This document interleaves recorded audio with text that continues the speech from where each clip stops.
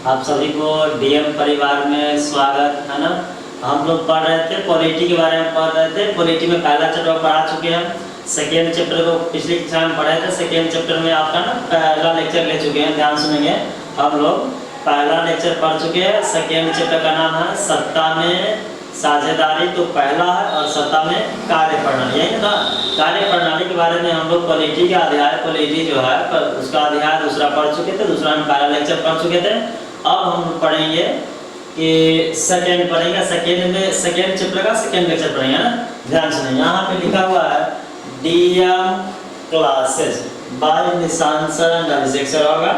Search करके यदि video अच्छा लगता है तो आप चैनल सब्सक्राइब करिए, दोस्त यार में शेयर कीजिए। देखिए मुख्य रूप से ये जो क्लास है ना, ध्यान सुनिएगा, ये जो क्लास है, इस क्लास का जो ड्रीम है, इस क्लास का जो कराने का सपना मेरा यही है कि आपका ना 450 नंबर प्लस है। क्या हुआ? प्लस लिखा हुआ है। आप बेहिचक डीएम क्लास के साथ जुड़े, आपका सपना साकार होगा। आपका सपना साकार होगा, उसमें हम अपनी तरफ से फुल कोशिश करने का प्रयास करेंगे। ये हम लोग सीरीज चालू किए, क्या किए हैं? हम लोग सीरीज चालू किए, क्या किए हैं? सीरीज का नाम है, ध्यान सुनिए, हम लोग का डीएम परिवार में एक क्लास सीरीज चालू हुआ जिसका नाम है 450 वाली क्लास सीरीज। कौन सी क्लास है? 450 वाली क्लास सीरीज हम लोग स्टार्ट किए हैं। इस क्लास का उद्देश्य एक व एक यही है कि आपका 450 अंक प्लस आए। कैसे आए? प्लस है ना। तो आप डीएम परिवार का हिस्सा बने और अपनी बेहतरीन तैयारी के लिए आप हमारे डीएम क्लास के साथ जुड़े और डीएम परिवार का एक हिस्सा बने। फिर से आप सबों को एक बार और डीएम क्लास में स्वागत है ना।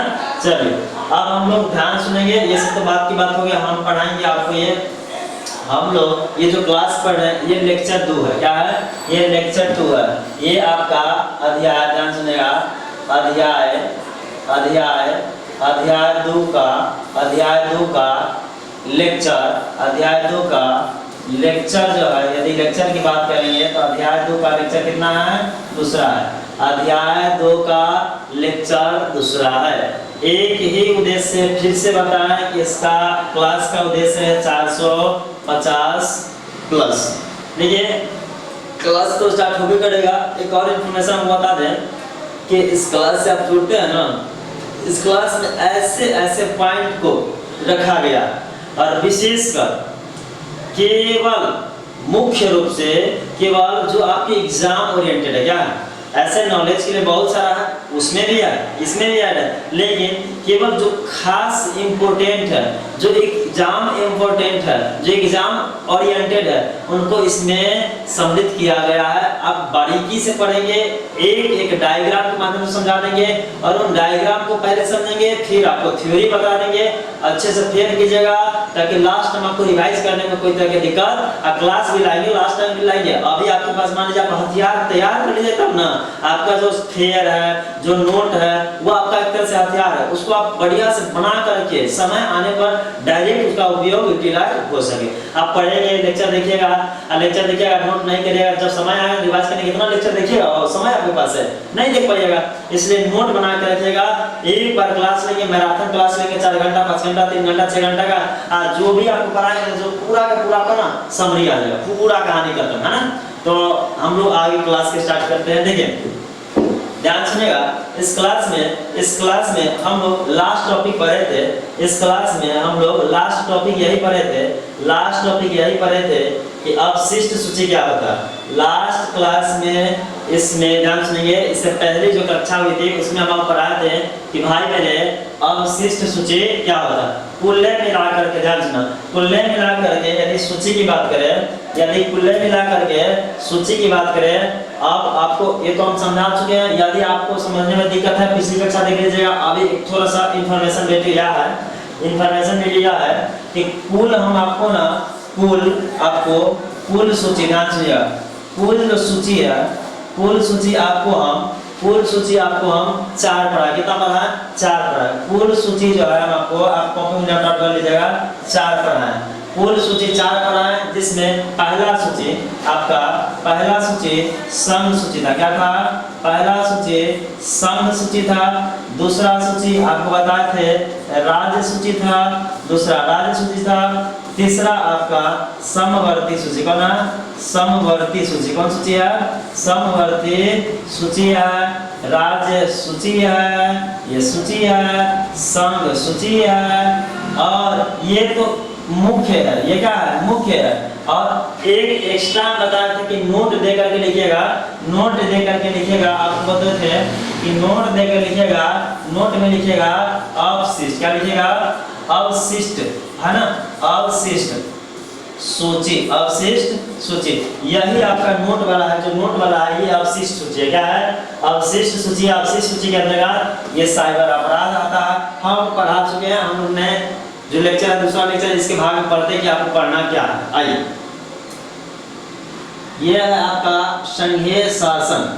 ध्यान सुनिए, ये आपका क्या है? संघीय शासन। क्या है? ये आपका संघीय शासन है। अब समझिए संघीय शासन के बारे में क्या कहना चाहता है और क्या कह रहा है। आप बारीकी से देखिए।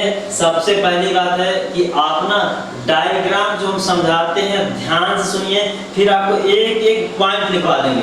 टेंशन नहीं लेना, थोड़ा समय देना पड़ेगा। देखिए, अच्छा नंबर लाना है, अच्छा से पढ़ना है तो समय देना पड़ेगा। पहला बात कि हम आपको पढ़ाएंगे कि इस डायग्राम के माध्यम से समझाने का प्रयास करेंगे क्या है क्या नहीं है। इसके बाद आपको फिर बोलेंगे लिखिए। क्या करेंगे? लिखिए। तब आप कॉपी लेकर के वहाँ पे नोट आउट करिएगा। ये हम आपको पढ़ा दिए थे, ये आपको पढ़ा दिए थे। ध्यान सुनिएगा, इसके बारे में पिछले लेक्चर पढ़ा है। एक स्लाइड है तो आपको समझा देते हैं। इसमें यही हम पढ़ाए थे कि कोई राज्य, क्या कोई राज्य है, उन राज्य के यदि नाम चेंज करना है, क्या करना है? नाम चेंज करना है। और या उन राज्यों को यदि सीमा चेंज करना है, क्या करना है? सीमा चेंज करना है। तो सबसे पहले प्राथमिकता संसद होगा। क्या होगा? पहले आपको संसद उस पर विचार करेगी। क्या करेंगे? यह विचार प्रस्ताव कहाँ जाएगा?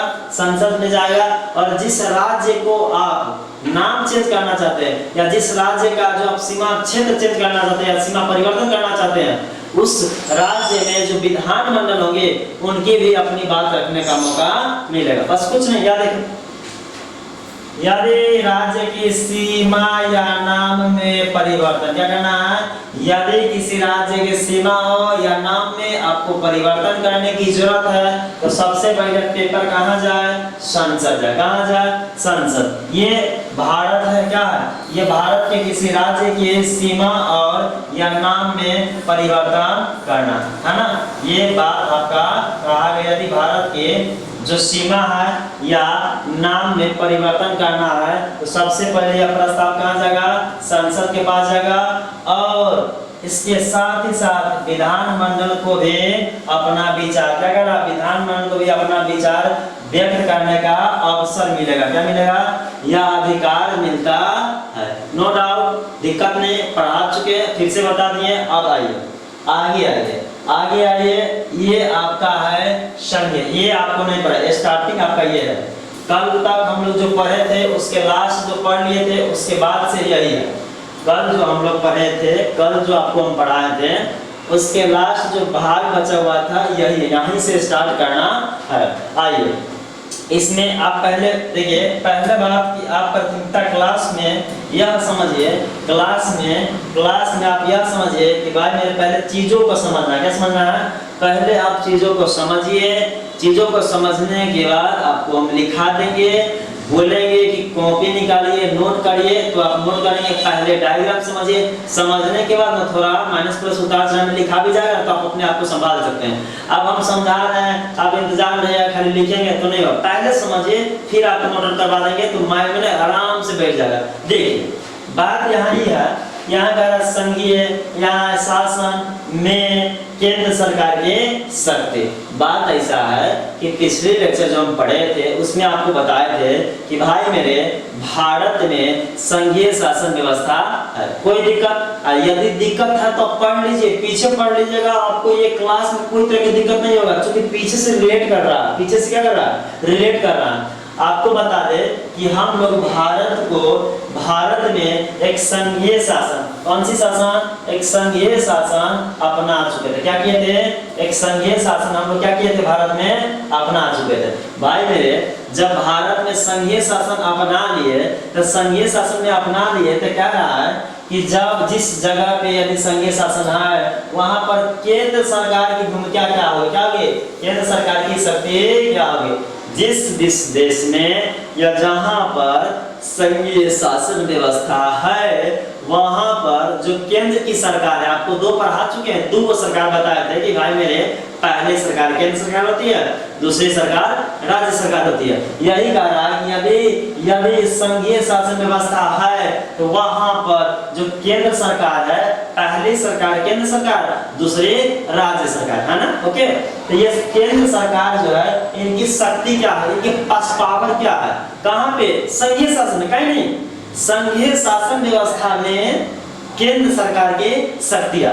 आप नोट निकालिए और कॉपी निकालिए, नोट निकालिए और कॉपी में लिखिए, पहला हेडलाइन दीजिए कि भाई मेरे कि केंद्र संघीय शासन व्यवस्था में केंद्र सरकार की शक्तियां। आप पहले कॉपी निकालिए और उस कॉपी में लिखिए, जैसे हम आपको लिखा रहे हैं वो पहले लिखिए, आप फिर आपको समझाएंगे। आप कॉपी निकालिए, पहले कॉपी निकालिए और कॉपी में लिखिए, ऐसे कॉपी में निकालिए और कॉपी लिखिए। कॉपी में लिखेंगे कि संघीय शासन व्यवस्था, संघीय शासन व्यवस्था में केंद्र सरकार के शक्ति, केंद्र सरकार के शक्ति, ये आपका हेडलाइन होगा। ये लिख लीजिए। बहुत ऐसे स्लाइड है कि डायरेक्ट कहेंगे कि आप जो हेडिंग लिखे है ना उसी में लिखिए, फिर से उसी में लिखिए। आप लिख लीजिएगा तो कोई तरह का दिक्कत नहीं है। पहले आपको एक कॉपी निकालना है और उसमें लिखना है कि संघीय शासन व्यवस्था में केंद्र सरकार की शक्ति, किसकी शक्ति, केंद्र सरकार की शक्ति, किसकी शक्ति, केंद्र सरकार की। आपको बता दे, आप नीचे से कॉमा ये डैश देकर के एक तीर देकर लिखिएगा कि संघीय शासन व्यवस्था में केंद्र सरकार की अनेकों शक्तियां होती हैं। ऐसे लिखिए, ऐसे लिखिए। कॉपी निकालिए और कॉपी में लिखिए। ये आपका 400 प्लस वाली क्लास है, पता है ना, 450 वाली क्लास है, उसी हिसाब से हम लोग पढ़ेंगे, है ना। चलिए, पहला कॉपी में लिखिएगा कि संघीय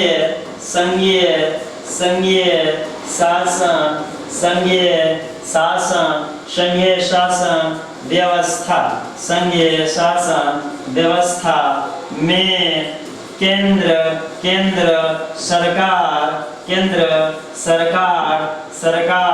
की शक्ति, केंद्र सरकार की शक्ति, केंद्र सरकार की शक्ति निम्नलिखित है। क्या है, निम्नलिखित है। क्या है, निम्नलिखित है। कैसी है, निम्नलिखित है। कॉपी निकालेगा, लिखिएगा कि केंद्र सरकार की शक्तियां निम्नलिखित है। किसने, तो संघीय शासन व्यवस्था में। कोई दिक्कत नहीं। आइए, अब हो गया।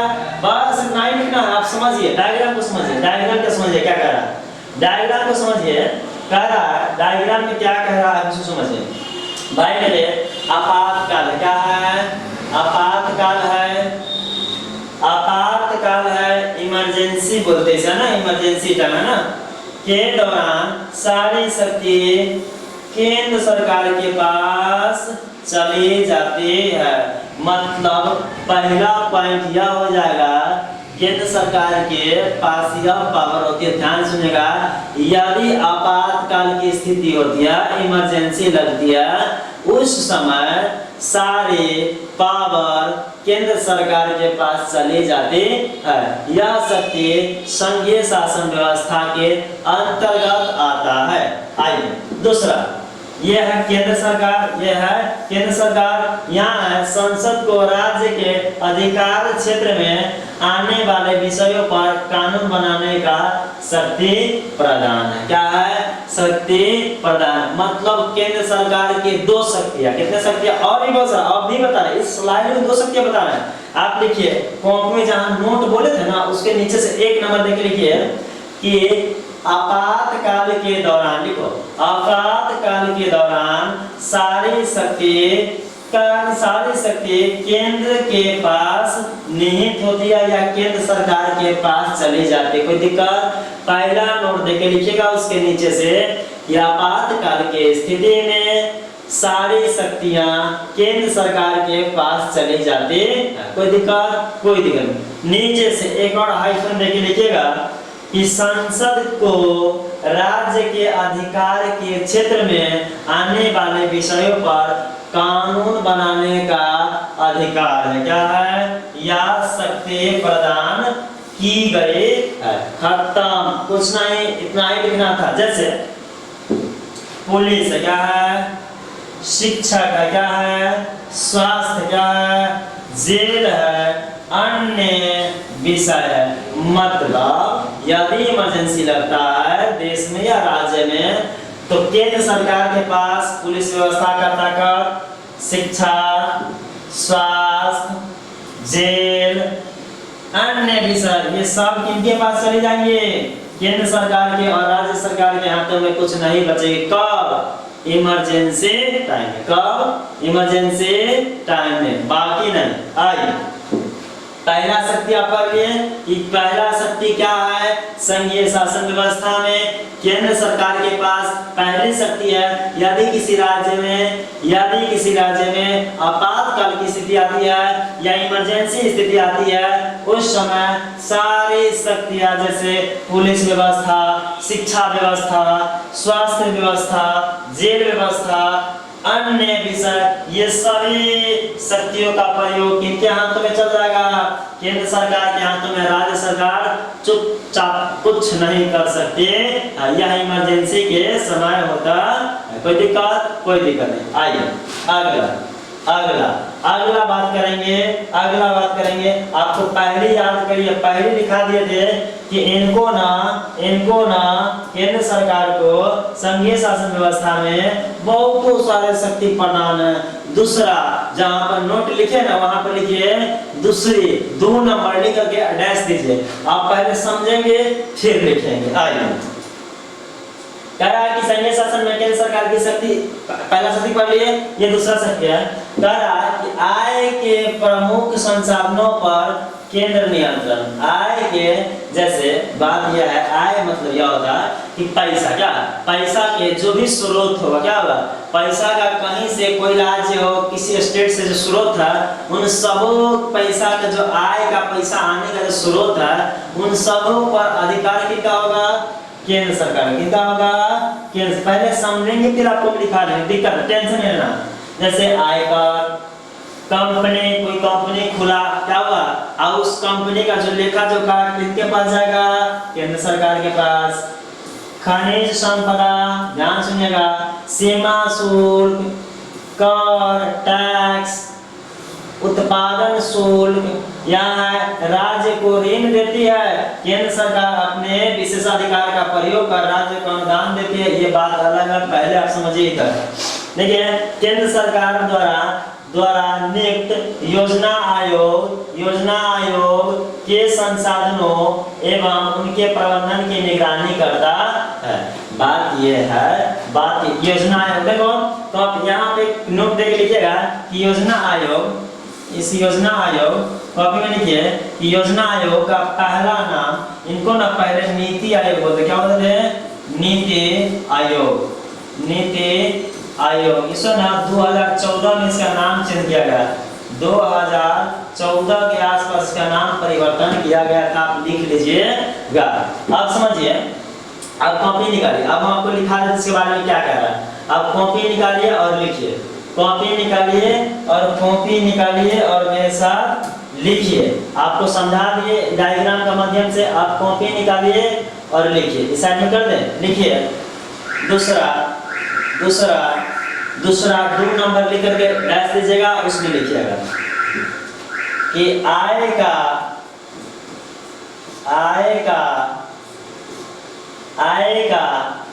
प्रमुख साधन, प्रमुख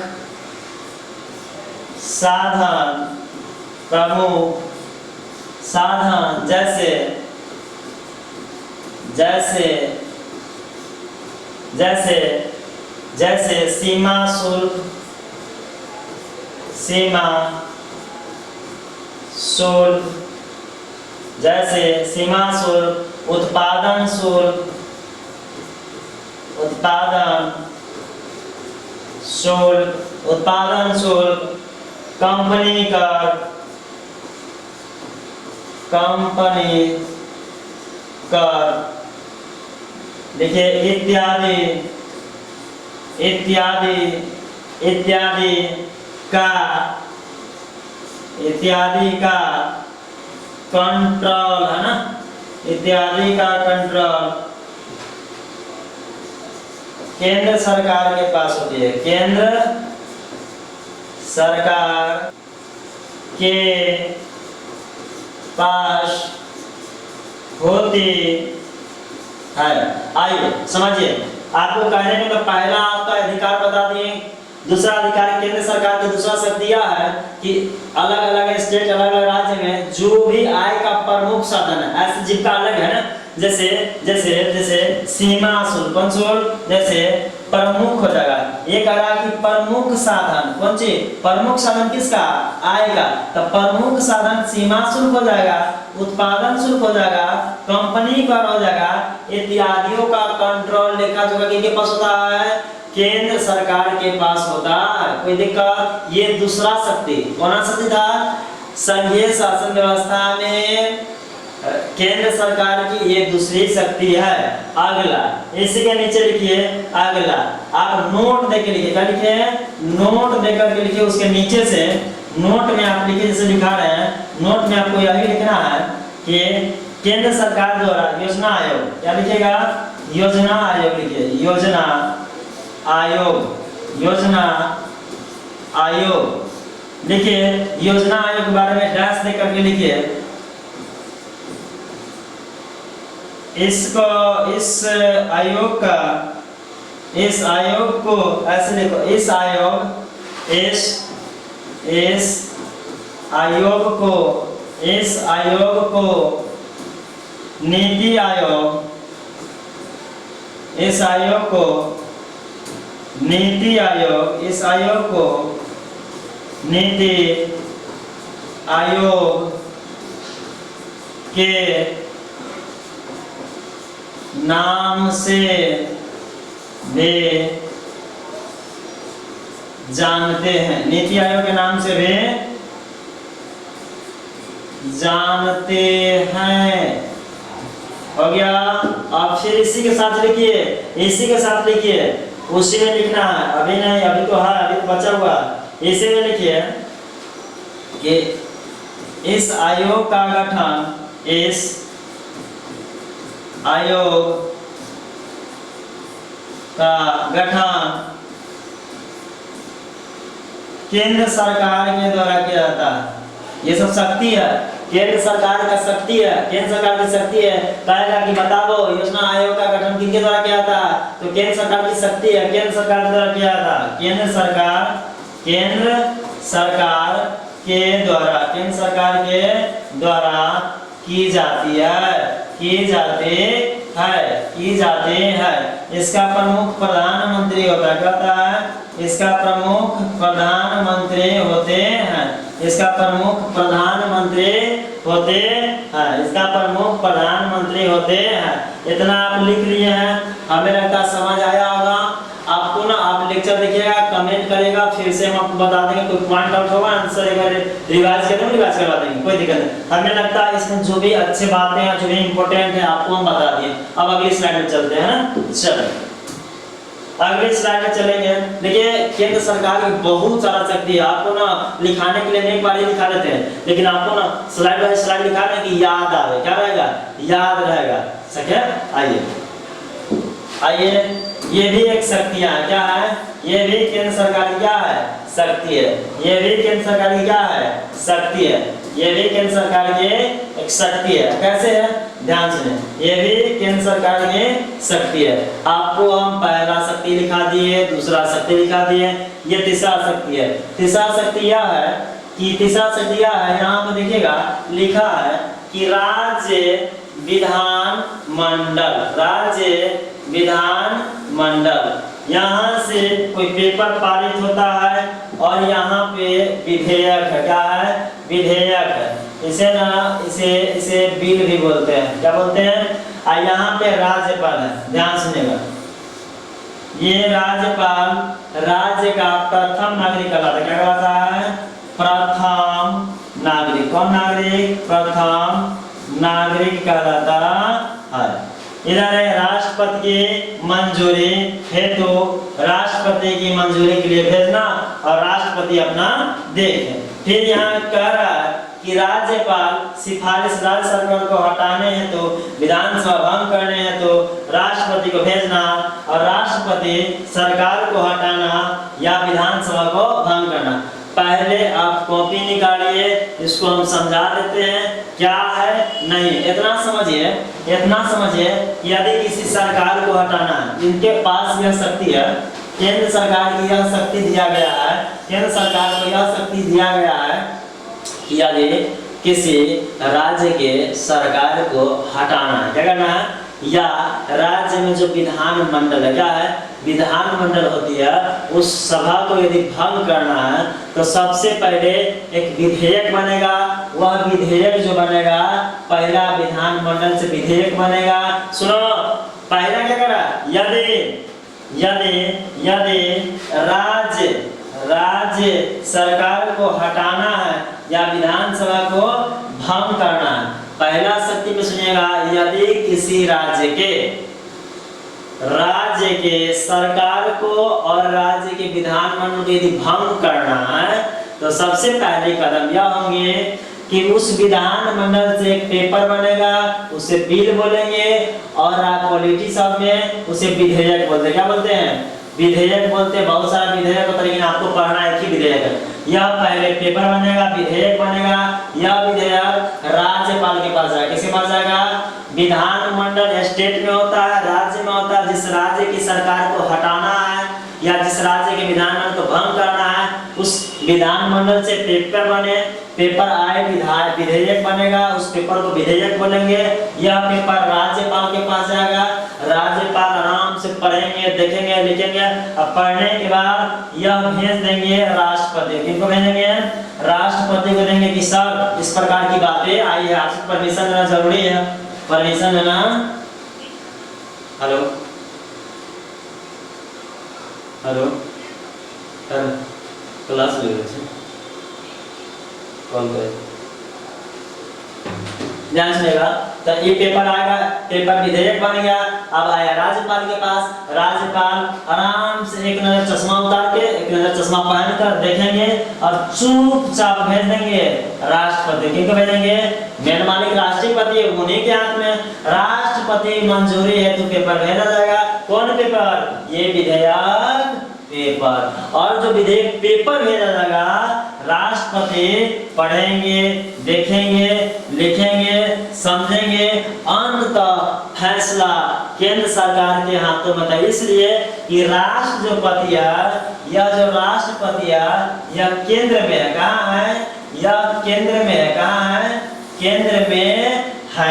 आइए आप समझिए, या राज्यपाल है, राज्यपाल कोई पेपर लेगा, पढ़ेगा, जिसे उसमें लिखा रहेगा कि भाई मेरे सरकार को हटाना है, विधानमंडल को भंग करना है। राज्यपाल पढ़ेंगे, सीधे भेजेंगे राष्ट्रपति को चिट्ठी, राष्ट्रपति अपना पढ़ेंगे। अब राष्ट्रपति के हाथों में डिसाइड करेंगे कि राज्य को या राज्य सरकार को हटाना है या नहीं हटाना है, विधानसभा को भंग करना है या नहीं करना है। समझ आया, कॉपी निकालिए, नोट कीजिए, फिर आगे पढ़ेंगे। चलिए आइए, तीसरा शक्ति में क्या लिखना है, ध्यान से सुनिए। पहले पेपर पढ़ें, अब हमें पढ़ना है, कॉपी निकालिए कि केंद्र सरकार की शक्तियां लिखा है ना, शक्तियां उसी में लिखिए। उसमें आप लिखिए तीसरा, क्या लिखेंगे, तीसरा लिखिए। 3 नंबर लिख करके डैश दीजिए, उसमें लिखिए जो लिखा है 3 नंबर में लिखिएगा। यही लिखना है, यदि किसी यदि किसी राज्य की सरकार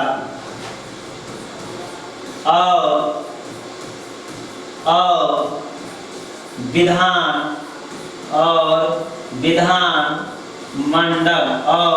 विधानमंडल को भंग करना, क्या करना, भंग करना है, तो यह फैसला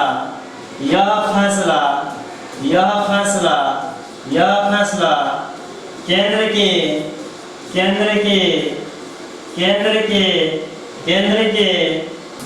के राष्ट्रपति मंजूरी देती है। क्या करती है? राष्ट्रपति मंजूरी देती है। अब कॉपी निकालिए और कॉपी निकाल करके लिखिए, नोट देकर, क्या लिखेंगे? नोट देकर लिखिए कि राष्ट्रपति देश का प्रथम नागरिक, कौन नागरिक है? प्रथम नागरिक है। यह नागरिक होते हैं, प्रथम नागरिक होते हैं। फिर लिखिए राज्यपाल राज्य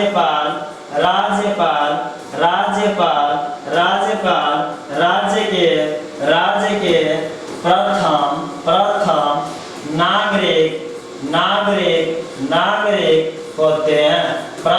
नागरिक होते हैं। और निकालेंगे तो उसमें लिखेंगे, नोट देकर लिखिएगा कि यदि ध्यान सुनिए, यदि सरकार को हटाना है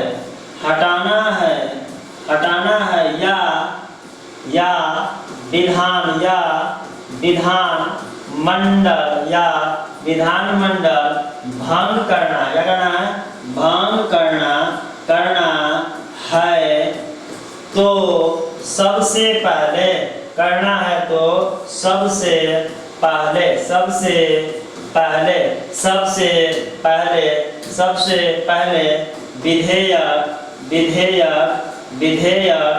विधेयक राज्यपाल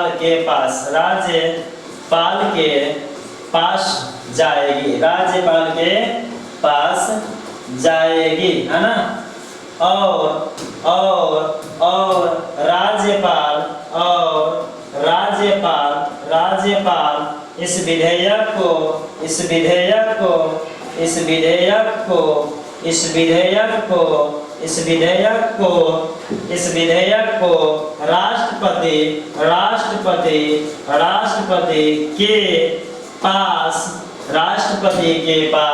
राष्ट्रपति के पास अंतिम फैसला, कौन फैसला के लिए भेज देगी। अंतिम फैसला के लिए क्या कर देगी? भेज देगी। समझ आया? देखिए, यदि कोई राज्य है, ध्यान सुनिएगा, कोई राज्य है, बिहार है, यूपी है, महाराष्ट्र है, यदि उस राज्य की सरकार को क्या करना है? हटाना है। क्या करना है?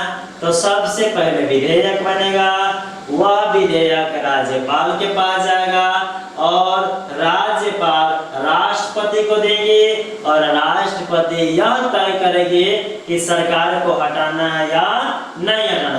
देश की सरकार को भी उसी प्रकार से हटाना है या नहीं हटाना है, यह तय करे कि कौन? राष्ट्रपति। कौन करते हैं? राष्ट्रपति करते हैं। हमें लगता है इस स्लाइड को बहुत अच्छे तरीके से, बहुत बढ़िया से हम लोग क्या किए हैं? पढ़े हैं ना? यह आगे देखेंगे। ये अब हो गया, हम लोग केंद्र सरकार की कई शक्तियां पढ़ लिए, पहला, दूसरा, तीसरा पढ़ लिए। अब चौथा में क्या पढ़ना है? आइए, अब हमें पढ़ना है चौथा। क्या पढ़ना है? चौथा समझिए। चौथा क्या है? आप अच्छे समझिए, बेहतर समझेंगे, बेहतर लिखेंगे, तब न 450 आएगा। कहने से हो जाता है, हवाबाजी है। 450 आसानी से नहीं आ जाता।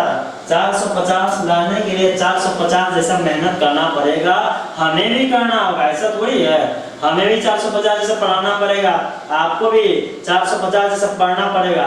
हम पढ़ेंगे, हम पढ़ाएंगे, आपको पढ़ना पड़ेगा।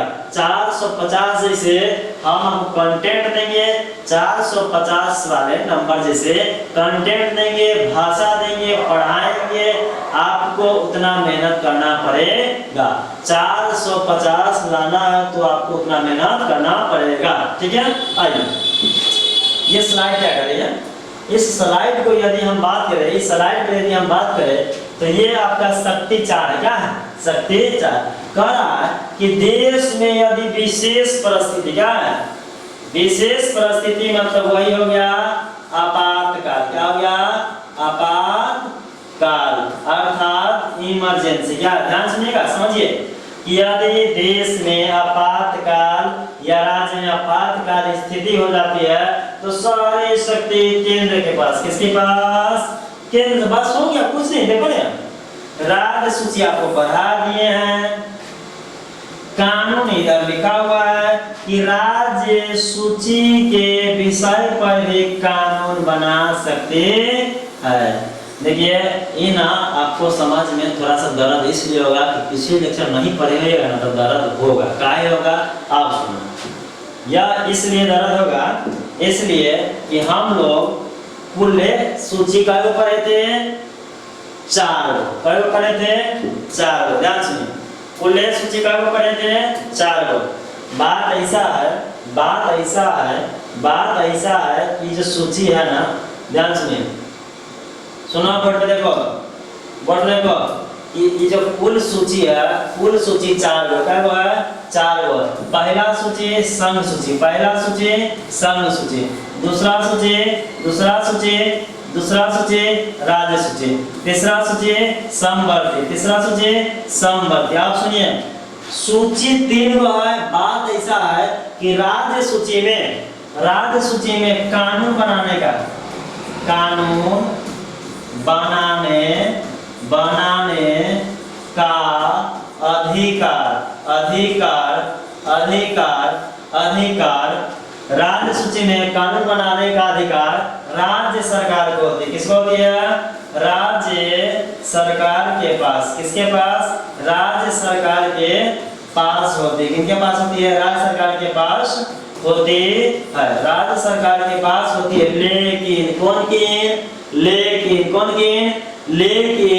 विशेष परिस्थिति में। अब समझिए, यही समझना कि राज्य सूची में कानून बनाने का अधिकार राज्य सरकार के पास होती है, लेकिन नीचे से लिखिएगा, लेकिन विशेष परिस्थिति में। विशेष परिस्थिति। क्या? परिस्थिति अर्थात आपातकाल। कौन काल? अर्थात आपातकाल में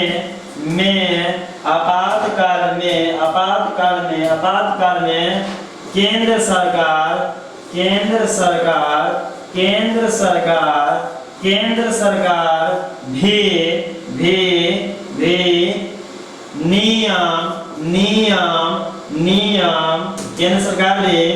नियम बना सकती है। यही लिखना था केंद्र सरकार की चौथी शक्ति। कैसी शक्ति? चौथी शक्ति में चुपचाप आंख बंद करके आराम से लिखिए कि राज्य सूची में कानून बनाने का अधिकार राज्य सरकार के पास होती है, लेकिन विशेष परिस्थिति में अर्थात आपातकाल की स्थिति में यह नियम, यह कानून केंद्र सरकार भी बना सकते हैं। केंद्र सरकार भी बना सकते। क्वेश्चन पूछेगा, बता दो क्या राज्य सूची में केंद्र सरकार का अधिकार हो सकता है या नहीं, कहेंगे होगा, लेकिन विशेष परिस्थिति में क्या होगा, ऐसे नॉर्मली में नहीं। यदि किसी राज्य में आपातकाल लग गया, आग लग गया, बाढ़ आ गया, सुनामी आ गया, भूकंप आ गया, उस स्थिति में केंद्र सरकार कहेगी आबू बाबू तू बैठो, हम तुमने यहाँ जो है ना नियम अपने हिसाब से कानून बनाया, तू अभी छोटा थोड़ा संभलेगा नहीं, तो वह केंद्र सरकार बनाएगी, कहेगी तो यहाँ बाढ़ आ गया, सब राइट साइड थोड़ा संभाल में नहीं, तू चुपचाप कुर्सी पर बैठो और देखो कैसे संभलता। तो केंद्र सरकार की यह शक्ति प्रदान किया गया है कि देश में यदि विशेष परिस्थिति आती है, राज्य में बाढ़, सुनामी, भूकंप या कोई भी इमरजेंसी होता है, उसमें राज्य द्वारा जो नियम कर दो वह रुक जाएगी और केंद्र सरकार इसमें कानून बना सकती है। यह विशेष है, अन्यथा नॉर्मली दिन में कौन बनाएगी, राज्य सरकार ही बनाएगी, कोई तरह की दिक्कत नहीं। दिक्कत आइए चलिए हम लोग पढ़ रहे थे, हम लोग यही पढ़ रहे थे, क्या कर रहे थे, यही पढ़ रहे थे। समझिए लास्ट ही है, ज्यादा कुछ नहीं है, समझ लीजिएगा काम देगा, समझ लीजिएगा तो काम देगा। 450 वाली क्लास में पढ़ रहे हैं। आइए यही है कि विशेष परिस्थिति कहाँ, तो राज्य में, कहाँ, राज्य में, राज्य के विषय पर, राज्य के विषय पर, राज्य सूची के विषय पर कानून बना सकती है कौन, केंद्र सरकार बना सकती है। देखिए कानून है, कानून बना सकती है, नियम बना सकती है, कोई तरह की दिक्कत नहीं। चलो ये लास्ट शक्ति है, क्या है, ये लास्ट शक्तियां, ये 5वां शक्ति अच्छा समझिएगा, बढ़िया समझिएगा। इसको समझिए क्या कह रहा, इसको अच्छे समझेंगे, बढ़िया समझेंगे, एकदम बेहतरीन से समझेंगे। आइए ये आपका लास्ट शक्ति क्या है, केंद्र सरकार की और भी शक्तियां है, लास्ट नहीं है, मतलब इस क्लास में हम आपको अच्छे बताया कि बहुत सारा शक्ति है ना। ये शक्ति में समझेंगे, ये शक्ति क्या कह रहा है कि संघीय, ये तो पढ़ ही लिए संघीय शासन में केंद्र सरकार की, तो मेरी रेडी लाइन है, तो पढ़ ही रहा है ना। कह रहा है कि यहाँ केंद्र सरकार क्या है, इधर चयनित पदाधिकारी क्या है, इधर है राज्यों का प्रशासन कार्य, क्या है, राज्यों का प्रशासन कार्य, इधर है राज्य उनके विरुद्ध कोई अनुशासनात्मक कार्रवाई नहीं कर सकते है, राज्य सरकार, राज्य उन्हें सेवा से हटा नहीं सकते। ध्यान से सुनिए, इसका मतलब क्या फिर आपको हम लिखा देंगे, ठीक है। देखिए कोई व्यक्ति है, क्या कोई व्यक्ति है, उसका नौकरी लग गया बिहार में, ठीक है, और वह नौकरी लगा बिहार में, लेकिन वह नौकरी केंद्र सरकार की नौकरी है, दो नौकरी दो, जो जॉब बोलते हैं ना, जॉब दो, एक केंद्र सरकार की जॉब होती है, क्या होती है, एक केंद्र सरकार की क्या होती है, जॉब होती है, एक राज्य सरकार की, कौन से, राज्य सरकार के। तो माना कि बिहार में किसी एक व्यक्ति का नौकरी लगा, एक व्यक्ति मान लें, और उसका नौकरी जो कैटेगरी है वह केंद्र है, क्या है, केंद्र सरकार की नौकरी कैसी है, केंद्र सरकार की है, तो कुल मिलाकर वो आदमी है केंद्र सरकार के, लेकिन नौकरी कहाँ कर रहा है, बिहार में, कहाँ कर रहा है, बिहार में, किसी स्टेट में। यदि उस व्यक्ति के द्वारा कोई तरह के गलत हो गया, क्या हो गया, कोई तरह के दिक्कत हो गया, या कोई मान लीजिए भ्रष्टाचारी कर ले लो, मान लो घूसे ले लो, इंदिरा आवास विशेष होगा, इसका मतलब ऐसे भ्रष्ट अधिकारी हो गया, तो राज्य सरकार या बिहार की जो सरकार है उसको यह अधिकार नहीं है कि नौकरी बस क्या करते हटा दे, चूंकि उसके नौकरी का प्रकृति क्या है, केंद्र सरकार, इस पर संज्ञान कौन लेंगे, केंद्र, आप कंप्लेंट करेंगे, ना कि उसे हटा सकते हैं, नहीं हटाएंगे। देखिए राज्य उन्हें सेवा से हटा नहीं सकते है, राज्यों का प्रशासन कार्य करते हैं। माना कि दिया गया है, यह व्यक्ति है, यह व्यक्ति है, यही है, इस व्यक्ति का नाम है मंगरू, क्या नाम है, मंगरू, यह मंगरू जो नौकरी कर रहा है केंद्र सरकार की, किसकी नौकरी है, नौकरी की प्रकृति कैसी है, केंद्र सरकार की है, लेकिन एक लग गया नौकरी कहाँ, लग कहाँ गेलो, बिहार में, कहाँ लग गेलो, बिहार में। यदि बिहार में लग गया तो बन गया भ्रष्टाचारी के शिकार, या भ्रष्टाचारी बन गया, क्या कहते हैं, पदाधिकारी, पैसा लेबो तो काम करबो, अन्यथा काम नहीं करबो, तो आरोप लगेगा, जनता कहेगा मारो थूरो फूरो, लेकिन कंप्लेंट जाएगा सरकार के पास, स्टेट सरकार उसको हटा नहीं सकती है, उसे उस समय बर्खास्त नहीं कर सकती, इसकी कंप्लेंट जाएगी केंद्र सरकार, और डिसाइड कौन करेगी? केंद्र सरकार। देखो यहाँ लिखा हुआ है ना कि राज्य उनके विरुद्ध कोई अनुशासनात्मक कार्रवाई नहीं कर सकते है, राज्य उन्हें सेवा से हटा नहीं सकते है। याद रखिए राज्य सरकार है, ये राज्य सरकार है, उन्हें सेवा से हटा नहीं सकते है। कोई दिक्कत नहीं है, हमें लगता है दिक्कत होना भी नहीं चाहिए। ये लिख लीजिएगा। आइए इसको हम क्या करेंगे, आप लिख लीजिए, लिखाई देते हैं, कहिएगा लास्ट वाला काहे नहीं लिखा है। आइए लिखिए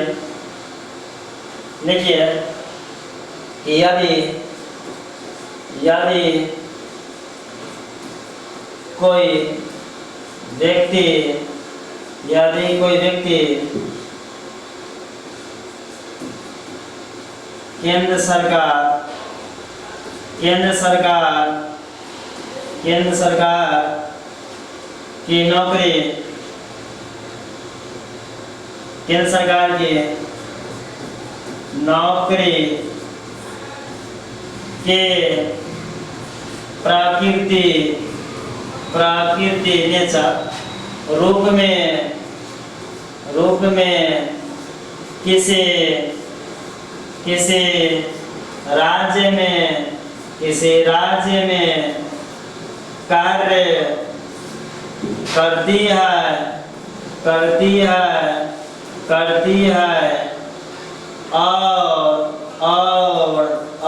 और किसी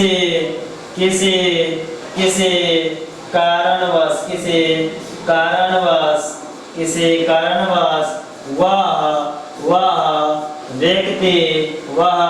व्यक्ति अर्थात पदाधिकारी लिखिए, अर्थात पदाधिकारी गलत पाया जाता है। क्या पाया है? गलत पाया जाता है तो उस स्थिति में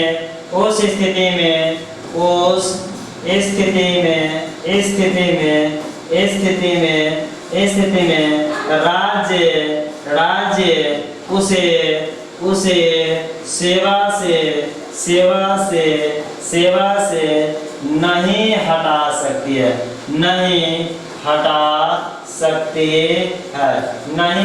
सकती है, यह पावर केंद्र सरकार को दिया गया है। समझ आया?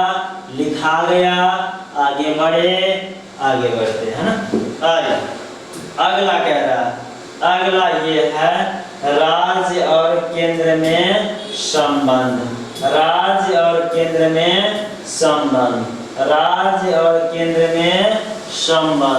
आप अच्छे से समझिए, बेहतर समझिए, फिर हम लोग आगे बताएंगे कि है क्या, इसे कैसे समझना है, क्या लिखना है। आप पेन निकाल लीजिए, कॉपी निकाल लीजिए, साथ ही साथ पढ़ेंगे, साथ ही साथ आगे बढ़ेंगे, है ना।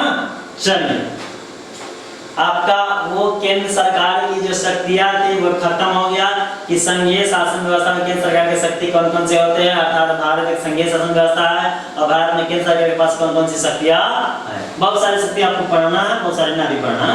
अब है एक नया टॉपिक है, ये एक नया टॉपिक है, इस टॉपिक का नाम है केंद्र और राज्य संबंध। अर्थात केंद्र सरकार और राज्य सरकार के बीचों में कैसी संबंधें होती है, क्या मुख्य भिन्नताएं हैं, इन्हीं को समझना है। आप स्क्रीनशॉट ले लीजिएगा या आप लिख लीजिएगा तो बेहतर होगा। जो बात सीधा स्क्रीनशॉट मोबाइल में रह जाता है, नहीं लिखाता है। आइए चलिए समझते हैं।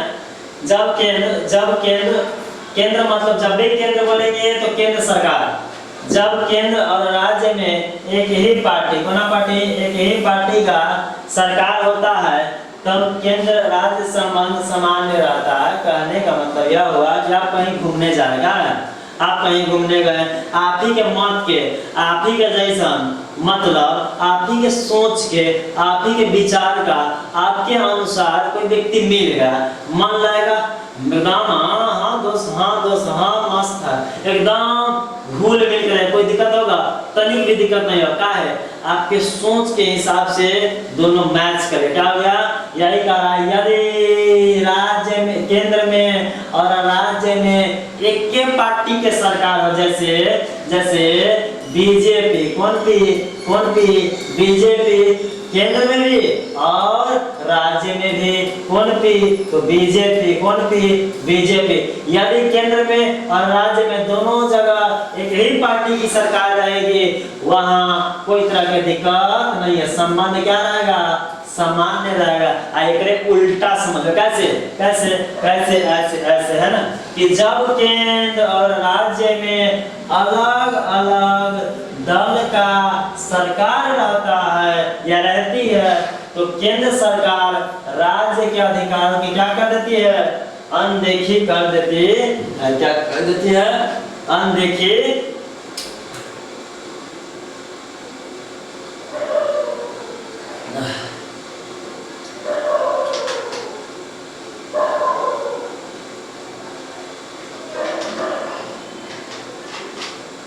आज एक पानी पी रहा था। यहाँ पे कह रहा है कि जब केंद्र और राज्य में अलग अलग सरकार रहेगी, तो दोनों का मत मिलेगा नहीं, तो आइएगा चुपचाप निकल जाएगा, सरकार हमें ये चाहिए। बहुत सा देखिए बात ऐसा है ना कि केंद्र और राज्य सरकारें हैं ना, बहुत ऐसी मांगे होती है जो केंद्र सरकार से दी जाती है, किनको? विशेष राज्य सरकार को मिलता है। लेकिन अब आपकी पार्टी केंद्र में अलग है, राज्य में अलग है, दोनों की सोच अलग है, पार्टी की अपनी अपनी सोच होती है, अपनी अपनी विचारधारा होती है, तो मैच नहीं करेगा, मैच करेगा। तो केंद्र सरकार, बहुत ऐसे राज्य हैं वहां पे उनकी अपनी सरकारें नहीं है, तो उनके बातों को उतना गहरा से लेवल नहीं करता, करता है, बस का नहीं करता, उतना मतलब नहीं रखता, अनदेखी करना। क्या करना है? अनदेखी करना। लेकिन इसके लिए भी प्रावधान है। क्या करना है? इसके लिए भी एक प्रावधान है। जैसे अनदेखी करने लगता है, इसलिए राज्य सरकार केंद्रीय सरकार की शक्ति का क्या करता? विरोध करना शुरू कर देता है। राज्य को स्वायत्तता और शक्ति देने का मांग करने लगता है। इसके लिए भी एक व्यवस्था किया गया है। आप लिखते चलेंगे, कबो ध्यान सुनो, कभी केंद्र सरकार संविधान का दुरुपयोग कर विपक्षी दलों के राज्य सरकार को भंग कर देती है, या संघीय भावना के, जैसे संघीय भावना का मतलब हम संघीय है ना, हमारा भारत संघीय प्रदेश है, हमारा भारत एक संघीय राज्य के संघीय शासन व्यवस्था के अंदर आता है। यही कह रहा है कि यह काम करेगा, उत्पटांग करेगा, तो संघीय भावना कैसी है? प्रतिकूल है, उल्टा है। संघीय भावना कैसी है? प्रतिकूल है, उल्टा है। आई भारतीय व्यवस्था में राज्यपाल की भूमिका केंद्र और राज्य के बीच हमेशा विवादों से जुड़ा होता है, विषय रहा है। राज्यपाल की नियुक्ति केंद्र सरकार द्वारा होती है, इसलिए राज्यपाल के फैसले सरकार के कार्यों में हस्तक्षेप के रूप में देखा जाता है। आपसे क्वेश्चन आ तो बताओ, राज्यपाल के नियुक्ति किनके द्वारा होता है? तो केंद्र सरकार के द्वारा होता है। बस कहानी खत्म, इसके बाद कुछ नहीं इसमें, है ना। चलो आगे, अगली स्लाइड क्या है? अगली स्लाइड क्या है? ये तो हम पढ़ चुके हैं, इसमें नहीं पढ़ना। आइए, ये भी पढ़ चुके हैं। हाँ, ये नहीं पढ़ना, ये पढ़ना है केंद्र और राज्य संबंध पढ़ना। क्या पढ़ना है? केंद्र और राज्य संबंध। अभी आपको लिखा है ना, अभी जो आपको पढ़ाया है ना, वही है केंद्र और राज्य संबंध। अभी जो पढ़ाया है आपको वही है। अब सुनिए कैसे, जो आपको अभी पढ़ाया है वही है, ये पीपीटी के माध्यम से दे दिया है, देख लीजिए, कोई दिक्कत ना। खाना थोड़ी है कि निकल जाएगा, समझ लीजिए, है ना। आइए समझिए क्या कह रहा है। केंद्र और राज्य संबंध, केंद्र सरकार और राज्य सरकार के बीच जो संबंध है, हम पीपीटी के माध्यम से समझा देते हैं। ऐसे तो पढ़ लिए, आप लिख भी लिए, कॉपी में लिखे है ना, नोट किए, नोट करते चलिएगा, क्योंकि 450 नंबर लाना। आइए, कह रहा है कि एक पार्टी, कोना पार्टी, एक ही पार्टी, राज्य में भी और केंद्र में भी। तो वहाँ कैसा स्थिति बनेगा, देखो यार, केंद्र और राज्य में एक ही पार्टी का सरकार रहने पर केंद्र और राज्य संबंध क्या रहता, सामान्य रहता। क्वेश्चन आता ऑब्जेक्टिव में लिख लो स्टार लेकर के। हाँ, जैसे उल्टा, अलग अलग दल की सरकार, अलग अलग दल की क्या सरकार, अलग अलग दल की क्या सरकार। अब जैसे एक केंद्र सरकार है, कौन सरकार है, केंद्र सरकार है, और राज्य सरकार है। क्वेश्चन आएगा कि बताइए केंद्र सरकार में अलग दल, राज्य सरकार में अलग दल, इन दोनों के बीच किसकी भावना होगी, तनाव की भावना। किसकी भावना, या विरोध की भावना। लिख लीजिए कॉपी में कि केंद्र सरकार और राज्य सरकार, केंद्र सरकार में या केंद्र में अलग सरकार और राज्य में अलग सरकारें होंगे, तब उनके बीच तनाव और विरोध की भावना उत्पन्न होगी। और यहाँ पे लिख लीजिएगा कि केंद्र में भी एक ही पार्टी और सेम पार्टी राज्य में भी होगी, इन दोनों के बीच संबंध जो होगा सामान्य होगा, और अलग अलग पार्टी अलग राज्य में और केंद्र में अलग होगा, इन दोनों के बीच जो संबंध होगा तनाव का होगा, विरोध का होएगा। समझ आया, आइए नीचे। तीसरा कह रहा है कि राज्य सरकार की प्रतिकूल संविधान का दुरुपयोग, ये विपक्षी है, इसे पढ़ना नहीं, आपको ऐसे दे दिया है। राज्यपाल की भूमिका है, राज्यपाल बनता है केंद्र सरकार से। कैसे, पहले केंद्र सरकार के द्वारा राज्य सरकार राज्यपाल की नियुक्ति की जाती है, तब यह राज्य का हिस्सा बनता है। राज्यपाल की नियुक्ति केंद्र सरकार द्वारा होती है, इसलिए राज्यपाल के फैसले सरकार के कार्यों में हस्तक्षेप के रूप में देखा जाता है। चलिए आगे आइए, यदि अगली स्लाइड की हम बात करें तो ये है विदेश नीति। क्या है, विदेश से संबंधित बातें हैं, हम लोग के संबंधित है, लेकिन यह अपने देश से नहीं है, यह अपने देश से नहीं है। कहाँ से नहीं है, यह अपने देश से नहीं है। इसके बारे में समझिए, भर भर के क्वेश्चन आया है, आप देखिएगा उल्टा करके क्वेश्चन बैक निकाल कर देखिएगा, कई बार आया है, क्वेश्चन आया है। अब समझो पहले है क्या, और कॉपी भी निकाल के रखेंगे, साथ ही साथ लिखते चलेंगे, बेहतर रहेगा। आइए समझते हैं। देखिए यहाँ पर 3-4 देश है, 3-4 देश दिया है, इन देशों के बारे में अच्छा से पढ़ें। पहला है वेस्ट इंडीज। क्या है, पहला देश है वेस्ट इंडीज। क्वेश्चन कैसे आएगा वो भी बात करेंगे। पहले आप समझिए, एक वेस्ट इंडीज है, एक नाइजीरिया है, एक नाइजीरिया है, एक नाइजीरिया है, और एक सोवियत संघ। क्या है, सोवियत संघ। क्या है, सोवियत संघ। क्या है, सोवियत संघ। ये तीनों देश समझ में आ गया। आप पहले देख लीजिए, समझ लीजिए, आपको फिर लिखाएंगे, दिक्कत नहीं है, पहले लिखा देंगे। देखिए वेस्ट इंडीज में आपसे क्वेश्चन पूछता है कि बताइए वेस्ट इंडीज में संघ की स्थापना, किसकी स्थापना, तो 1958। आपसे क्वेश्चन आता है, कॉपी निकाल कर लिखिएगा कि वेस्ट इंडीज में क्वेश्चन पूछा कि वेस्ट इंडीज में संघ की स्थापना कब की गई थी। यदि संघ की स्थापना पूछता है तो 1958 में। कब हो गई थी, 1958 में। लेकिन किसी कारणवश यह संघ भंग हो गई। क्या हो गई, संघ भंग हो गई, टूट गई। टूटने का वर्ष क्या है, 1962। टूटने का वर्ष क्या है, 1962। सिंपल सा आपको क्वेश्चन समझना है कि वेस्ट इंडीज एक देश है, वहां पर संघीय व्यवस्था अपनाया गया, वह वर्ष रहा है 1958, और जो भंग हो गया अपनाने के बाद टूट गया, वह वर्ष रहा है 1962। फिर भी इनके बीच एक संधि हुआ। क्या हुआ, संधि हुआ, मिलाप हुआ, बैठक हुआ, समझौता हुआ। वह वर्ष 1973 था, जो इसमें नहीं दिया गया है, हम आपको दिखा देंगे, टेंशन नहीं लेना, अगली स्लाइड में दिखा देंगे। हमें लगता है कि वेस्ट इंडीज के बारे में आप समझिए। पहली बात कि वेस्ट इंडीज में संघ की स्थापना हुआ, वह स्थापना वर्ष 1958 रहा है। दूसरी बात, स्थापना हो भी गया तो टूट गया। कब टूट गया, 1962 में। टूटने के बाद फिर जुड़ा, वह जुड़ने के बाद कब रहा, 1973। यह संधि के माध्यम से जुड़ा। अब आ गया नाइजीरिया। क्या है, अब है नाइजीरिया। नाइजीरिया में क्या है, कह रहा है कि नाइजीरिया में भी संघ की स्थापना किया गया। किसका स्थापना किया गया?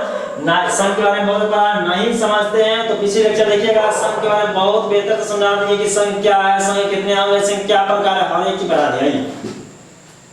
नाइजीरिया में संघ की स्थापना यदि पूछता है कि बताइए कि नाइजीरिया में संघ की स्थापना कब किया गया, आप लगाएंगे 1950। कॉपी निकालेंगे, लिखिएगा कि नाइजीरिया में संघ की स्थापना 1950 में किया गया था। बस इतना ही लिखना है। आगे आएंगे, क्वेश्चन पूछता है कि बताइए सोवियत संघ, कौन संघ? सोवियत संघ है ना, सोवियत संघ का विघटन, VVI क्वेश्चन कई बार पूछा है, क्वेश्चन बैंक उठा के देखिएगा।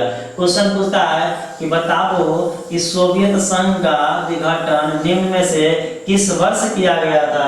यह आपका हो जाएगा 1989 क्या हो जाएगा? 1989 हो जाएगा, 1989 हो जाएगा। समझ में आ गया? 1989 कह सकते हैं। आइए सेकेंड में आपको ना बता देते फिर से, अब एक बार रिवाइज करेंगे, इसको अच्छे समझिएगा। हर एक लाइन को कॉपी में लिखते चलेंगे, जो जो बोलेंगे वो लिख लीजिएगा। जैसे से कहें कि यह इंपॉर्टेंट है, ऐसे लिख लीजिएगा, उसको ना नोट आउट करते चलेंगे। नोट आउट कर लीजिएगा तो आप ही के लिए फायदा रहेगा। जब रिवाइज करेंगे उस समय आप ही को सुविधाजनक होगा, है ना। आइए अब इसमें क्या पढ़ना है, कैसे पढ़ना है, हम आपको पढ़ा दिए। आपको देखिएगा, बोर्ड पर देखिएगा, आपको पढ़ा दिए कि वेस्ट इंडीज जो है, वेस्ट इंडीज में संघ की स्थापना कब हुआ? 1958। इसको नोट आउट कर लीजिए, लिख लीजिए। आप कहिएगा कि वेस्ट इंडीज में संघ की स्थापना जो हुआ था, भंग कब हो गया? तो 1962। भंग कब हो गया? 1962। लेकिन ये मिला, क्या हुआ? यह मिल गया कब? 1973। मिल गया कब? 1973। एक संधि था, क्या था? संधि था। जिस संधि का नाम है, जिस संधि का नाम बड़ी पटांग है, चिगु आरामस। क्या नाम है? चिगु आरामस। इस संधि का नाम है चिगु आरामस। आपसे क्वेश्चन पूछता है कि चिगु आरामस की संधि के माध्यम से किसे जोड़ा गया? कहेंगे संघ की स्थापना जो की गई थी, उन्हें एक संधि के माध्यम से विघटन हो गया था। क्या कर दिया गया? उसे जोड़ा गया था।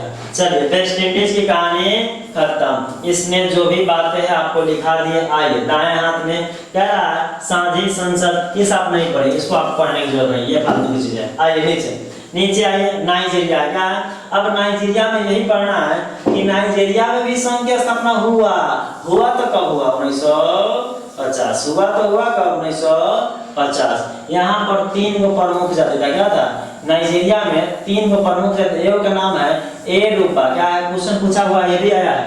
नाइजीरिया में 3 प्रमुख जातियों के नाम बतावे, क्वेश्चन पूछा गया है। जाकर के आप देखिए क्वेश्चन बैंक में क्वेश्चन पूछता है कि बताइए नाइजीरिया में 3 प्रमुख जो संघ था, जाति था, उसका नाम क्या था? एक का नाम है एरूबा, दूसरा का नाम है इग्बो, एक का नाम है हौसा फुलानी। मुझे हौसा नाम नहीं है, हौसा फुलानी नाम है, सब जाति का समूह है। जैसे नाइजीरिया में 3 जाति समूह विशेषकर, पहला है एरूबा, इग्बो, दूसरा है हौसा फुलानी। इन तीनों के बीच ना धार्मिक मतभेद हो। क्या हो गया? इन तीनों के बीच धार्मिक मतभेद का मतलब ये हुआ, इनको लगा कि हमारा धर्म बहुत अच्छा है, तोर धर्म नीच है, तोर धर्म ऊंच है। सबके अंदर, इन जाति समूहों के अंदर ना धार्मिक भावना के प्रति विरोध हो गया। क्या हो गया? धार्मिक भावना के अंतर्गत इन लोगों का विरोध शुरू हो गया। इस बीच में हुआ क्या? हुआ यह ध्यान से, इस बीच में क्या हुआ था कि जातीय संघर्ष शुरू हो गया ना, बहुत इस देश के अंदर बहुत उथल पुथल हुआ। तो यहाँ पर एक सैनिक शासन व्यवस्था अपनाया। क्या अपनाया गया? यहाँ पर जब उथल पुथल हुआ इन जातियों में धार्मिक के लेकर के, धर्म से संबंधित, यहाँ पर उस समय एक शासन की स्थापना किया गया जिसका सैनिक शासन नाम दिया। क्या नाम दिया गया? आपको पढ़ा है कि शासन के कई रूप होते हैं, लोकतंत्र, प्रजातंत्र, राजतंत्र, वंशानुगत, तानाशाही, कई पढ़ाए, बहुत सारा शासन व्यवस्था, जिसमें एक सैनिक शासन व्यवस्था थी। उसके अंतर्गत आपसे क्वेश्चन आता है, लिख भी लीजिएगा। हम बोल रहे हैं, अपने माइंड से लिखिए, लिखिएगा कहेगा कि बताइए नाइजीरिया में संघ की स्थापना कब हुआ? तो 1950 में। यहाँ पर 3 प्रमुख जाति कौन थे? एक का नाम है एरुबा, एक का नाम है इब्बो, दूसरा का नाम है हौसा फुलानी। इन तीनों जातियों के बीच जो मुख्य कारण था झगड़ा का या लड़ाई का या विरोध का, मुख्य कारण क्या था भाई मेरे? मुख्य कारण धार्मिक कारण था। क्या था? धर्म से संबंधित कारण था। लेकिन यह पता नहीं इतना लंबा झगड़ा चल गया, इतना खतरनाक हो गया कि शासन में बदल गया। वहाँ क्या हो गया? शासन में चेंज हो गया। शासन में आ गया क्या? उस संघीय शासन में तो पता ना कहाँ आ गया, कहाँ पलट गया, कोई मतलब नहीं बनता। वहाँ पर नया शासन बना जिसका नाम दिया गया सैनिक शासन व्यवस्था। लेकिन लोग बूझे, समझे, समझदार हुए, सब दिन खराबी तो नहीं रहता, समझा बूझा, इसके बाद फिर से वहाँ लोकतंत्र स्थापित किया गया। क्वेश्चन पूछता हो कि नाइजीरिया में पुनः लोकतंत्र कब स्थापित किया गया? तो 1999 में। सैनिक शासन व्यवस्था कब लागू किया गया था? जब एक राष्ट्र के मतभेद था, धर्म के भूत चढ़ल था, उस समय जो है यहाँ पर सैनिक शासन स्थापना किया गया था। सैनिक शासन स्थापना से पहले क्या नाइजीरिया में लोकतंत्र था? जी लोकतंत्र, तभी तो सैनिक शासन व्यवस्था ना हो। जहाँ पर लोकतंत्र रहेगा तभी शासन व्यवस्था होगा। तो सुनिए 1950 में नाइजीरिया संघीय व्यवस्था बना। यहाँ पर 3 गो जाति आया, एरुबा, इब्बो, हौसा फुलानी। तीनों झगड़ा उगड़ा करके मारापीटी करके जो है लोग इतना बात बढ़ गया कि यहाँ के शासनिक पद्धति चेंज हो गया। जिस शासन पद्धति का नाम दिया गया सैनिक व्यवस्था। क्या दिया गया? सैनिक व्यवस्था। लेकिन ये सब धीरे धीरे समझदार हुआ, बुद्धि बढ़ा, थोड़ा सा बढ़ने के बाद इन्होंने कहा कि ना भाई मेरे लोकतंत्र ही बड़ा नहीं बना। लोकतंत्र अभी भी है। क्वेश्चन आता है कि बताइए विश्व का सबसे बेहतरीन शासन व्यवस्था कौन सी है? लोकतंत्र।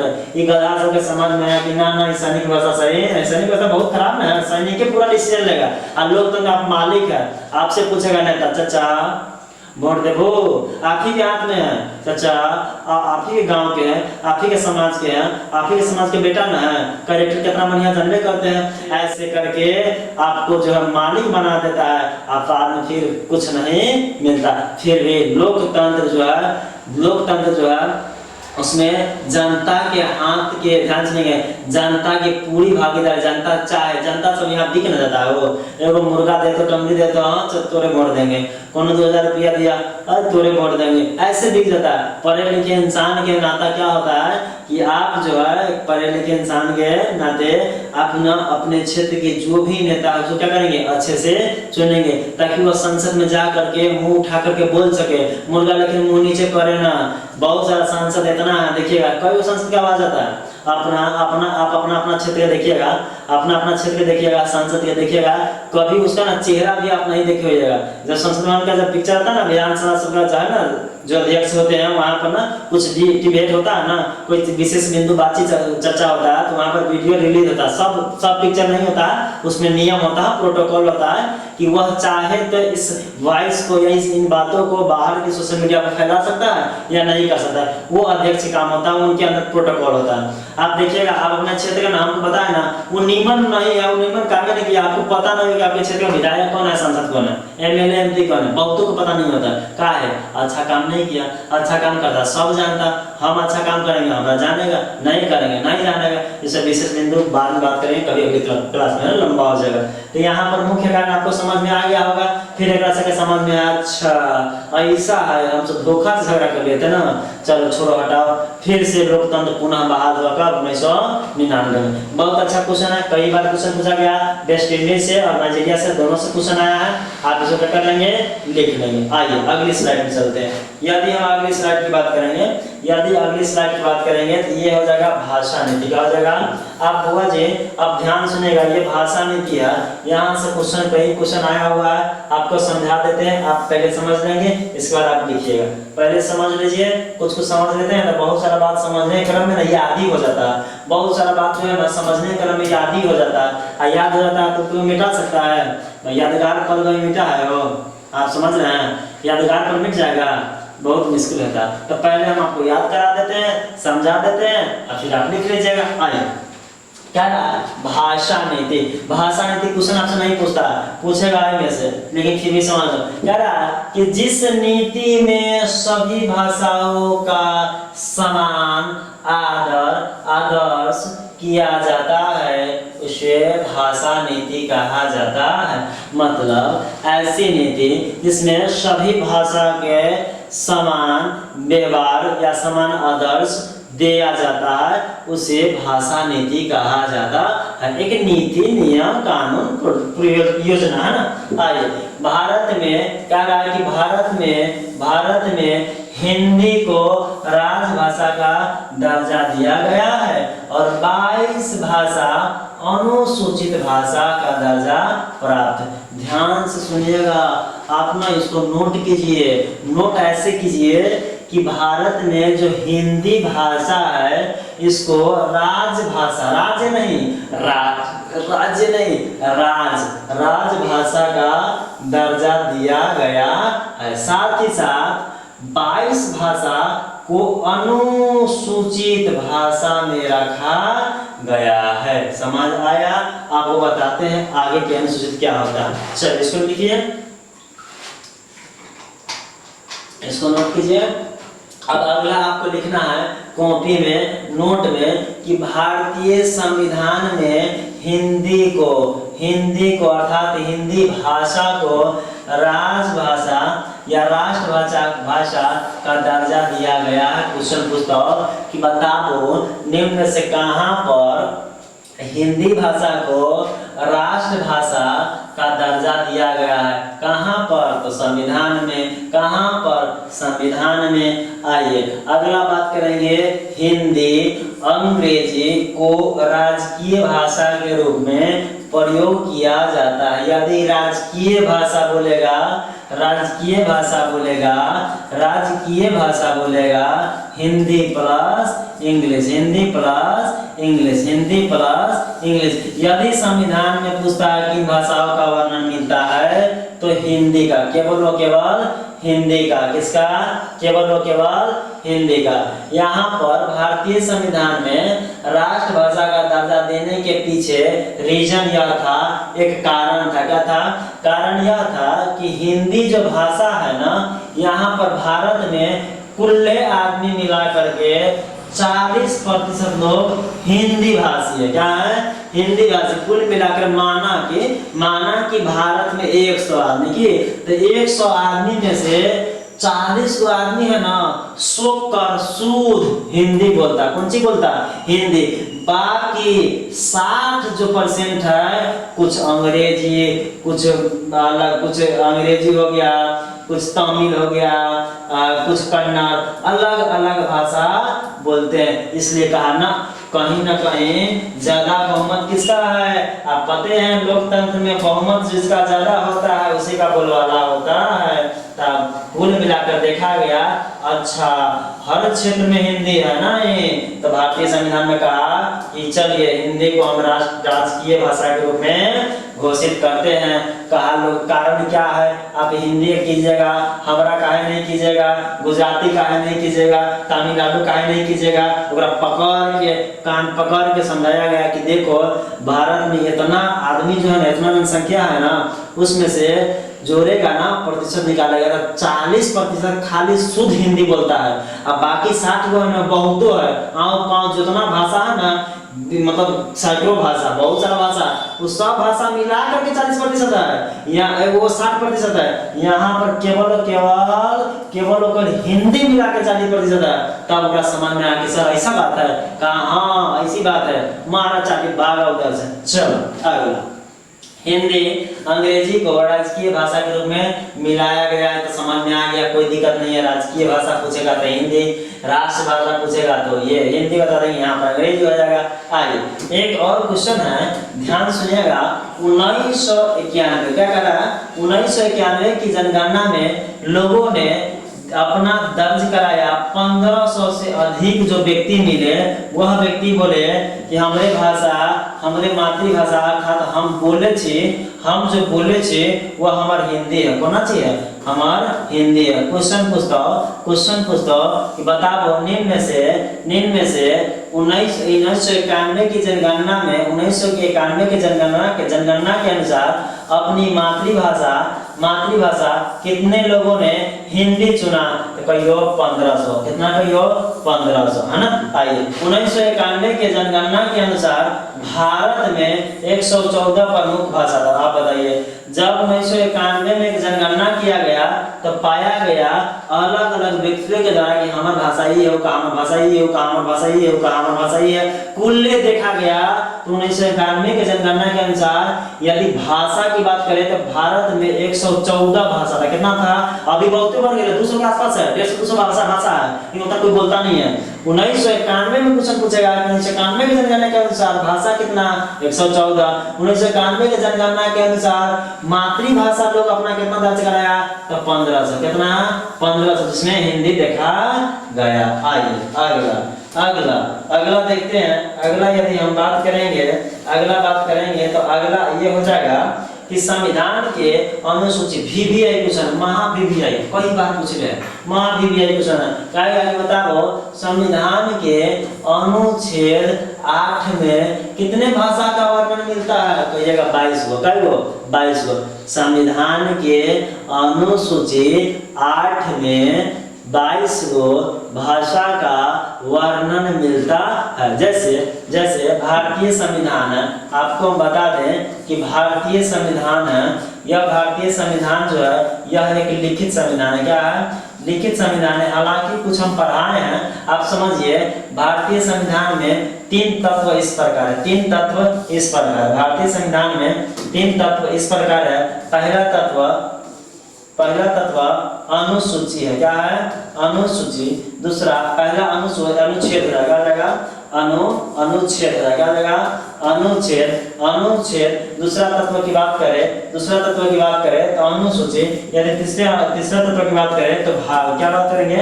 भाग। अब ध्यान सुनेंगे, इसमें यदि अनुच्छेद पूछता है तो 395, अनुच्छेद पूछता है तो 395। यदि अनुसूचित बोलता है तो इसमें हो जाएगा आपका 12। कितना हो जाएगा? 12 हो जाएगा। कितना हो जाएगा? 12। यदि भाग पूछता है तो 22, भाग पूछेगा तो 22। अब समझिए, यही बात समझाना चाह रहे थे कि संविधान की अनुसूची कहाँ है? अनुसूची का वो 12 गो, लेकिन अन्य 8वां में, कौन सी में? अनुसूची 12 गो है, लेकिन 8वां में कई भाषा? 22 भाषा। कई भाषा? 22 भाषा। कितने भाषा? 8वां में 22 भाषा का क्या मिलता है? वर्णन मिलता है। समझ आया कि नहीं आया? अच्छा लगता है क्लास को ना, डीएम परिवार को बढ़ाइए, आगे बढ़ाइए। आप लोगों के लिए बहुत अच्छे रणनीति हम बनाएंगे, आप सपोर्ट कीजिएगा तब ना। आप लोगों से उम्मीद क्या है? लाइक कीजिए, सब्सक्राइब कीजिए, हमारे सब्सक्राइबर बढ़ाइए, और क्या, आप पढ़िए, कमेंट कीजिए। बाकी आपसे क्या, कुछ नहीं है, यही है, हम पढ़ाते हैं, आप पढ़िए, शेयर कीजिए और अच्छे से अच्छा नंबर लाइए। जितना हम आप लोग के लिए मेहनत करते हैं, 1.5 घंटा क्लास लेकर से देखना नहीं करता है, 1-1 घंटा बताइए बोलते, जब से क्लास में देख रहे हैं बोलते, लेकिन आपको तो आराम से बेंच जैसे बैठ करके लिखना फिर भी नहीं करते। अच्छा से नोट बनाइए। आपको ना जब ये लेक्चर खत्म हो जाएगा ना तो आपको एक लिंक देंगे व्हाट्सएप चैनल का, उस व्हाट्सएप चैनल पर ना आप देखते हैं कौन कौन विद्यार्थी कितना अच्छा से नोट बनाए, एकदम बढ़िया से डायग्राम के माध्यम से नोट बनाइएगा। अपना नोट वहाँ पे शेयर कीजिएगा, देखते हैं कौन कौन विद्यार्थी अच्छा से नोट करके रखा। आइए इसको हम पढ़ लिए। अब मन में चल रहा होगा सर जी 22 को जो भाग है, 22 को जो भाषा है बताइएगा। अब बता देते थोड़ा सा स्पीड में बताएंगे, क्वेश्चन पूछता नहीं है, लेकिन थोड़ा सा बेसिक नॉलेज होना चाहिए। संविधान की अनुसूची 8 में 22 भाग जो है, 22 जो सूची है, 22 जो भाषा है कुछ इस प्रकार है। पहला है असमिया है, दूसरा बंगाली, तीसरा बोडो, चौथा डोगरी, पांचवा गुजराती, छठा हिंदी, सातवां कन्नड़, 8वां कश्मीरी, 9वां कोंकणी, 10वां मैथिली, 11वां है मलयालम, 12वां है मैथिली, इसे मितई बोलते हैं, मितई भी लिखता है ना। 13 है मराठी, 14 है नेपाली, 15 उड़ीसा, 16 पंजाब, 17 संस्कृत, 18 संताली और 19 सिंधी, 20 तमिल, 21 तेलुगु और 22 उर्दू। इसी भाषा को ध्यान सुनो, इन्हीं भाषा कुल 22 भाषा को भारत के संविधान के अनुसूची 8 में दर्ज किया गया है, जिसको सुधित रूप में हम बोलते हैं कि बताओ भारत के संविधान के कोना सूची में और कितने भाषा का वर्णन मिलता था। कोना सूची हो जाएगा 8वां सूची और कितने भाषा हो जाएगा तो 22 भाषा का वर्णन मिलता है। आगे यदि हम बात करेंगे तो आपका आ जाएगा प्रमुख राजनीतिक दल। इस पे हम बात इसलिए नहीं करेंगे ना, इस पे हम बात इसलिए आज नहीं करेंगे कि इसके बारे में पढ़ाने के लिए ना आपको पहले हम पढ़ाएंगे कि राजनीतिक दल होते कौन है, राजनीतिक दल बनने के लिए क्या औकात होना चाहिए। ध्यान सुनो, ये पीपीटी बन गया है तो उसमें टेंशन नहीं लेना है।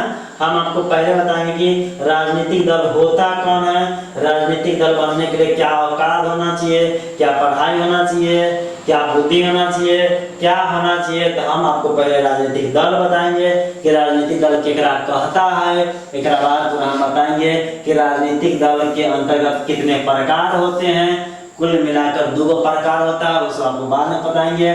कोना कोना पार्टी होता है, ये चुनाव देख रहे हैं, झाड़ू देखते हैं, साइकिल देखते हैं, हाथी देखते हैं, हाथ देखते हैं, कमल देखते हैं, ये लालटेन देख रहे हैं, तीरी देख रहे हैं, धनुषी देख रहे हैं, ये सब जो देख रहा है ना, ये सब जो है चिन्ह कौन देता है, सिंबल बोलते हैं। क्या बोलते हैं? सिंबल या चुनाव चिन्ह बोलते हैं। बहुत अच्छे से हम कल पढ़ेंगे कि राजनीतिक पार्टी क्या होते हैं। आज की क्लास इतना ही रखते हैं। अगले नेक्स्ट क्लास में बहुत लंबा हुआ जी आपका ना 35-40 को पेज है। इस जो चैप्टर हम पढ़ा है ना 35-40 को पेज, इसमें बहुत समय लगेगा, लगभग 3-4। हम सोचते हैं ना कि 1.5-2 घंटा क्लास लेंगे, लेकिन इतना लंबा क्लास ना लेने में भी दिक्कत होता है, क्लास लेने में दिक्कत होता है। दूसरी बात है कि जब हम लोग अपलोड करते हैं ना उसमें भी प्रॉब्लम होता है, इसलिए हम शॉर्ट लेक्चर लेते हैं 1 घंटा 1.5 घंटा, न तो हमें कोई दिक्कत नहीं है। हमारे पास इतना एनर्जी है कि हम आपको एक बार क्लास खत्म कर 4 घंटा 5 घंटा में खत्म कर देंगे। लेकिन बात है कि वो जो एडिट होता है ना वहाँ भी सपोर्ट नहीं कर पाता है, और दूसरा थोड़ा लंबा क्लास होता है ना तो मैच नहीं कर पाता है सही से। इसलिए हम क्लास को एंड करेंगे, फिर नेक्स्ट में मिलते हैं, अगली कक्षा में मिलते हैं। इसी जुनून के साथ आप पढ़े और आगे बढ़े। एक बार फिर से डीएम क्लास में आप सभी को स्वागत है, आप सभी का स्वागत है। अच्छे से पढ़ेंगे, खाएंगे, पिएंगे, खेलेंगे बढ़िया से। कल के ही क्लास में बोले थे मोबाइल चलाइए, कोई फर्क नहीं पड़ता, लेकिन पढ़ाई कीजिए। मोबाइल जरूरी नहीं है, लड़का सब मोबाइल में कुछ नहीं, मोबाइल देखिए, पढ़िए, लेकिन पढ़ाई पहली प्राथमिकता आपकी पढ़ाई होनी चाहिए। घूमिए फिरिए, अपना एकदम मौन नहीं रहना, हंसी खुश रहिए, एकदम मस्त पढ़िए, जितना पढ़ाया जाता उतना पढ़िए, डीएम परिवार का हिस्सा बनिए। बाय, ओके, मिलते हैं नेक्स्ट क्लास में, है ना। चलिए।